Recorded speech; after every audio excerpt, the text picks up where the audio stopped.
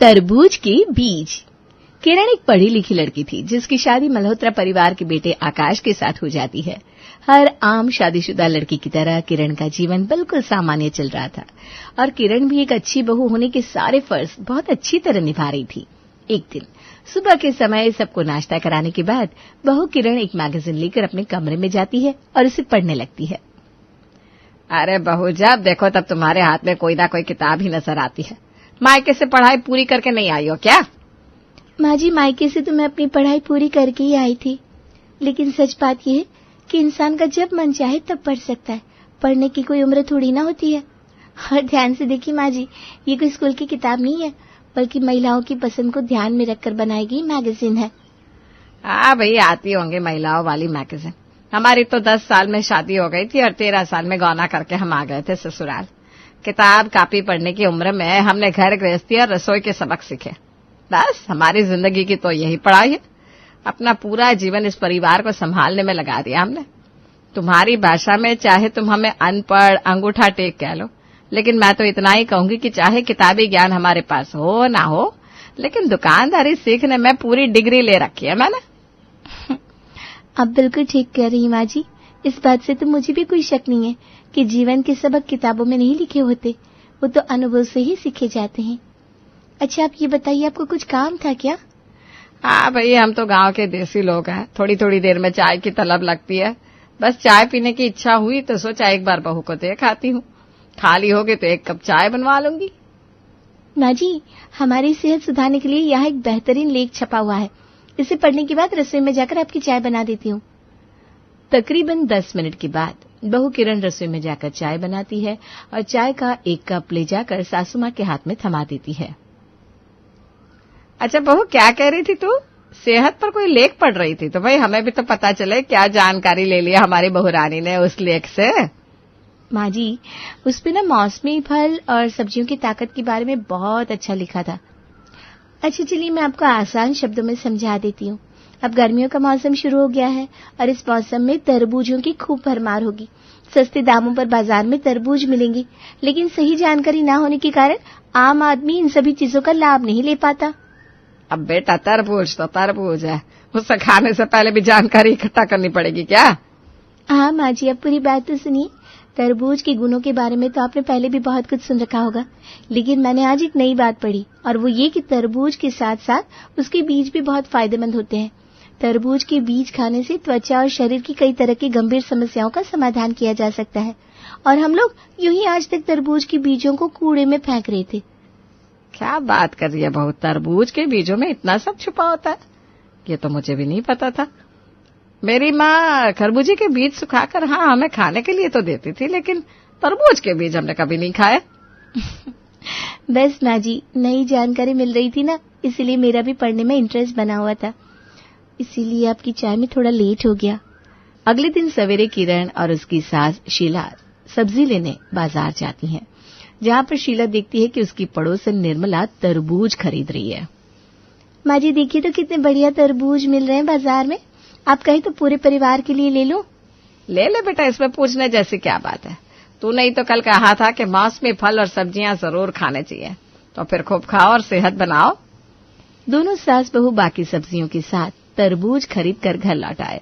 थोड़ी देर बाद बहू किरण तो घर के कामों में व्यस्त हो गई थी और सास शीला घर से बाहर निकलकर पड़ोस की सहेलियों से मिलने पहुंच जाती है। कुछ देर बाद जब सास शीला घर पहुंचती है तो उसके हाथ में एक पॉलीथिन दिखाई दे रही थी। किरण बहू, क्या कर रही हो? देखो तो मैं तुम्हारे लिए क्या लेकर आई हूँ। क्या लाई है माँ जी? अरे बेटा, तूने कल बताया था ना तरबूज के बीज बड़े हेल्दी होते हैं, तो फिर मेरे मन में ख्याल आया कि हमारे परिवार में तो वैसे भी बस 4 लोग हैं। अब हम 4 लोग कितना तरबूज खा लेंगे, एक मुट्ठी बीज भी नहीं निकलेगा। तो मैंने सोचा अब से मैं मोहल्ले में सबसे कह दूंगी, जो कोई भी तरबूज खाए उसके बीज हमारे लिए निकाल कर रख दे। क्या बात कर रही हैं आप माँ जी? अब तरबूज कॉलोनी के लोग खाएंगे, उनका बीज हम लोग लेकर आएंगे, ऐसा अच्छा लगता है क्या? अब घर पर जाकर तरबूज के बीज बटोरेंगी? अरे क्या परेशानी है बेटा, वैसे भी लोग इस बीज को फेंकते ही तो है। अगर किसी के काम आ जाए तो बुराई क्या है? माँ जी बुराई नहीं है, लेकिन अच्छा लगता है क्या आप रोज घर घर जाकर उनके खाए हुए तरबूजों में से बीज चुनती रहे? या लो, ये बस आजकल की लड़कियां हमें इसीलिए पसंद नहीं है। अरे बेटा, जहाँ 4 पैसे बचते हैं उसे बचाना चाहिए। हमारे जमाने में औरतें 1-1 रुपया जोड़ कर रखती थी और उन्हीं रुपयों से गहने जेवर बनवा कर रखती थी। और अब तुम आजकल की लड़कियां बचत करना आता ही नहीं। अरे ठीक है भाई, तुम बहुत बड़े खानदान से आई हो, बहुत पैसा देखा है तुमने, सब खरीद कर खा सकती हो, लेकिन अभी तो जो बीज मैं ले आई हूं उन्हें इस्तेमाल कर लो। सास की बात सुनने के बाद अब किरण शीला के आगे ज्यादा कुछ नहीं कह पाती और चुपचाप जाकर पड़ोस से आए हुए तरबूज के बीजों को धूप में सूखने के लिए रख देती है। अगले दिन शाम को 5 बजे। अरे बहन जी, कहाँ हैं आप? हाँ हाँ, आ जाइए, यही हॉल में बैठे हुए हैं। क्या हालचाल है आपके? मैं तो ठीक हूँ बहन जी। वो पता चला आप आजकल तरबूज के बीज जमा कर रही हैं, तो हमने सोचा आपकी थोड़ी मदद कर देते हैं। और वैसे भी सीजन में तो हमारे घर में लगभग हर रोज ही तरबूज आता है, बच्चों को बहुत पसंद है। ये तो आपने बहुत अच्छा किया बहन जी। आगे भी जो बीज निकलेंगे ना, वो आप हमारे यहाँ दे जाइएगा। मैंने तो सुना था सास बहू को उनके किसी भी काम में सपोर्ट नहीं करती, लेकिन यहाँ तो उल्टा ही हो रहा है। सासू माँ तो ऐसे तन मन धन से सपोर्ट करने पर उतारू हो गई हैं कि अब मुझे शर्मिंदगी का एहसास हो रहा है। बहू किरण अभी मन ही मन बड़बड़ा रही थी, तभी सास की आवाज उसके कानों से टकराती है। बहू, विनीता जी हमारे लिए तरबूज के बीज लेकर आई हैं। अब तुम इन्हें चाय नाश्ता नहीं कराओगी क्या? आई माँ जी, अभी आती हूँ। किरण जल्दी जल्दी से 2 कप चाय और बिस्किट ट्रे में लगाकर सास के पास ले जाती है। अरे बेटा, बिस्किट क्यों ले आई है? बहन जी के साथ क्या फॉर्मेलिटी है? उनके साथ तो अपना घर जैसा व्यवहार है। तुम ऐसा करो, थोड़े से पकौड़े बना दो। हाँ बेटा, पकोड़े बना ही रही हो तो प्याज के बनाना। वो क्या है ना, आलू के पकोड़े हमें थोड़े कम पसंद है। शुगर है ना, तो आलू छोड़ रखा है भाई। ये लो, कर लो बात।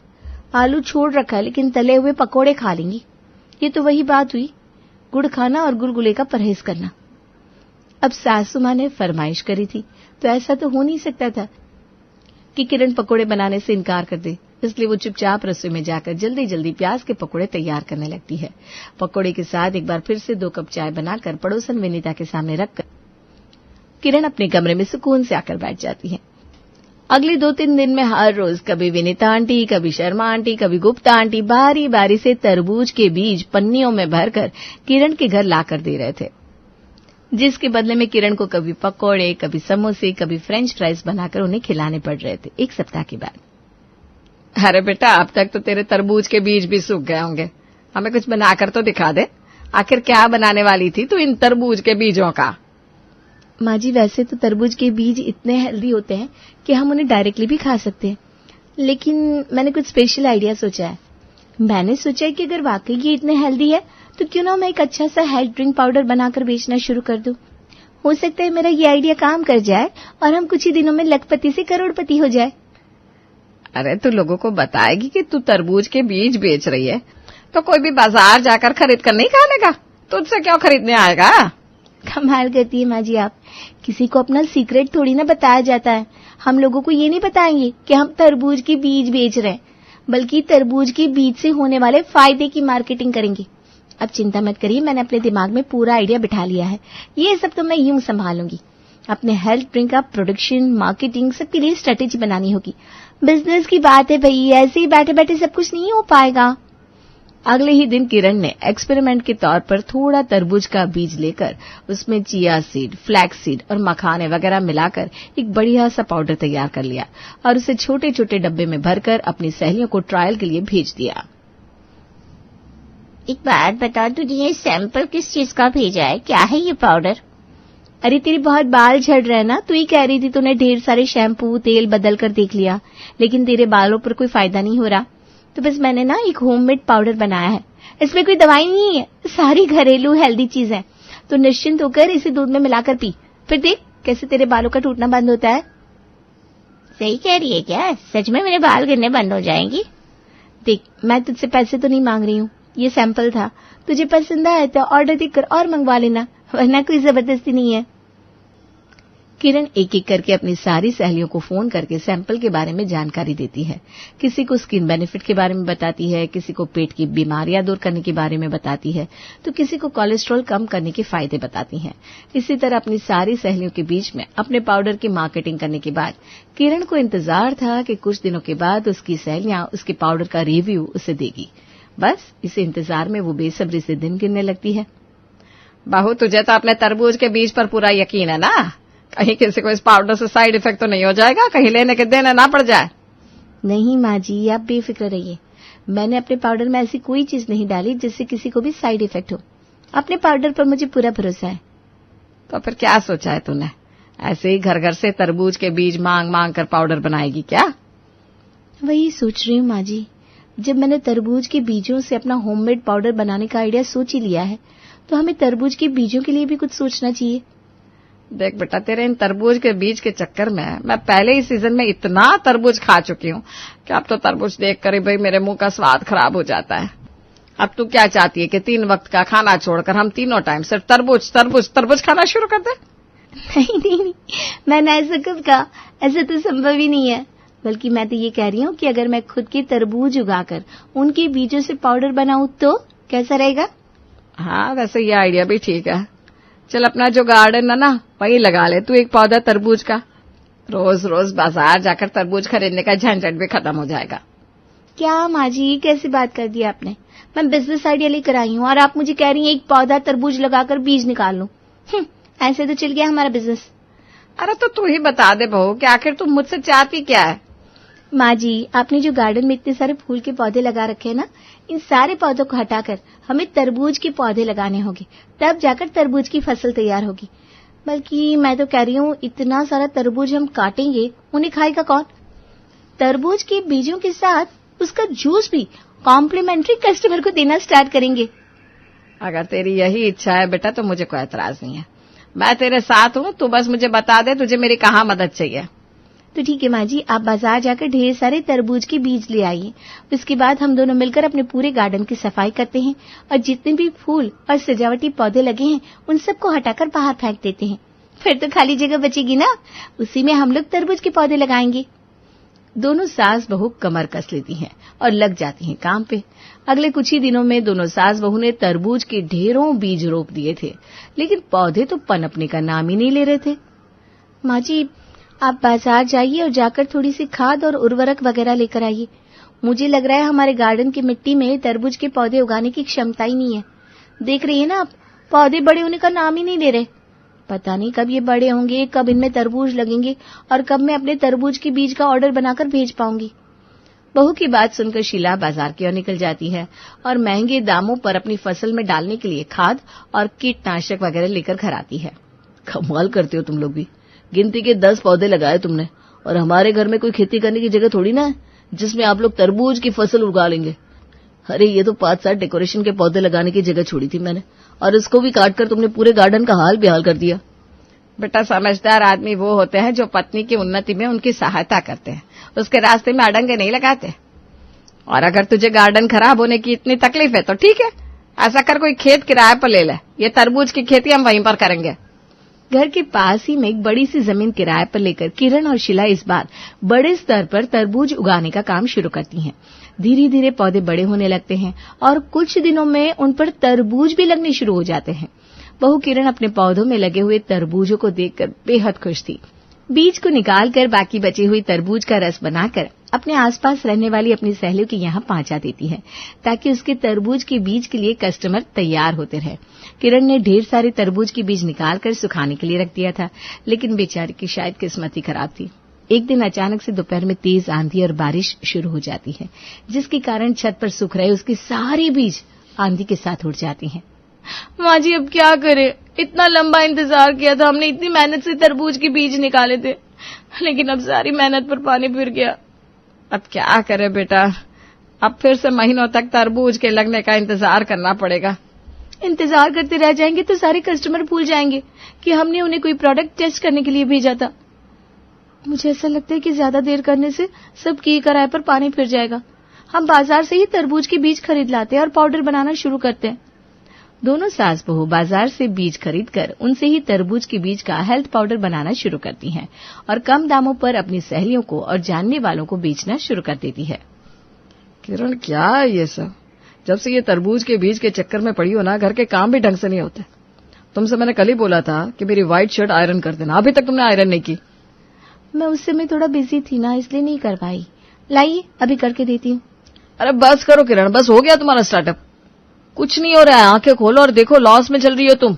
तुम्हें कुछ पता भी है अभी तक इस तरबूज के बीज के स्टार्टअप में कितना पैसा फंसा चुकी हो? किराए का खेत, उसके बाद तुम्हारे खेत में पानी की कोई व्यवस्था नहीं थी, उसके लिए मैंने समरसेबल लगवाया, फिर खाद कीटनाशक पर खर्च किया, चिया सीड, सीसम सीड, मखाना, तमाम तरह की चीजें खरीदने से लेकर पैकिंग और डिलीवरी सब मिलाकर तुम्हारा बिजनेस नेगेटिव में चल रहा है। जिस किसी को भी तुम ये पाउडर भेज रही हो ना, वो सब तुम्हारी सखी सहेलियां हैं। वो तुम्हें इस प्रोडक्ट के इतने पैसे देने के लिए भी तैयार नहीं है जितनी तुम्हारी लागत आ रही है। प्रॉफिट क्या खाक कमाओगी तुम? और देखो, सोशल सर्विस करने के लिए मेरे पास इतना पैसा नहीं है। पति की बात सुनकर किरण को गहरा दुख पहुंचता है। मुझे माफ कर दो आकाश, मैंने कुछ अच्छा ही सोचा था, लेकिन पता नहीं था कि ऐसा हो जाएगा। मैंने सच में एक फेलियर आइडिया के चक्कर में तुम्हारा इतना नुकसान करवा दिया। सब मेरी गलती है। अब ठीक कह रहे हो, कुछ नहीं होता तरबूज के बीज से। किरण बेटा, इस तरह अपना दिल नहीं दुखाते। ये देखो, तुमसे मिलने कौन आया है, तुम्हारी सहेली, और तुम्हें कुछ बताना भी चाहती है। अरे अंजलि, बोलो ना, आज कैसे आना हुआ? मैं खास तौर से तुझे धन्यवाद देने आई हूँ। जो पाउडर तूने मुझे भेजा था ना, उसे इस्तेमाल करने के बाद वाकई मेरा हेयर फॉल रुक गया। तो विश्वास नहीं करेगी, हजारों रुपए का प्रोडक्ट इस्तेमाल किया था मैंने बालों पर, लेकिन जरा फर्क नहीं पड़ा था। लेकिन तेरे प्रोडक्ट ने जादू कर दिया। ऐसा कोई जादू नहीं है यार। मैंने एक ऐसा बिजनेस करने की कोशिश की जो बिल्कुल फ्लॉप है, इसलिए उसे अब मैं बंद कर रही हूँ। अरे किसने बोला तू एक फ्लॉप बिजनेस मॉडल पर काम कर रही थी? मैंने जिस किसी को भी तेरा यह पाउडर शेयर किया था, सबने तारीफ की है तेरे पाउडर की। मेरे पड़ोस वाली भाभी के चेहरे की झाइयां गायब हो गई। गुप्ता जी का कोलेस्ट्रॉल कंट्रोल होने लगा है। मेरे हस्बैंड की डाइजेशन प्रॉब्लम सुधर रही है। अब हम महंगे दामों पर भी तेरा पाउडर खरीदने के लिए तैयार है। सहेली की बात सुनकर किरण के चेहरे पर चमक आ जाती है। लेकिन माँ जी, मैंने तो बहुत घाटा करवा दिया ना, अब इन सब बातों का क्या फायदा? अरे बेटा, ये नफा नुकसान तू छोड़, और व्यापार में तो ये सब लगा ही रहता है। तेरा काम सबको पसंद आ रहा है ना, इससे बड़ी और कोई बात हो ही नहीं सकती। और बस फिर क्या था, सासू माँ के आशीर्वाद से बहू किरण का तरबूज के बीज का काम एक बार फिर से शुरू हो जाता है, और इस बार आकाश भी उसका पूरा साथ देता है।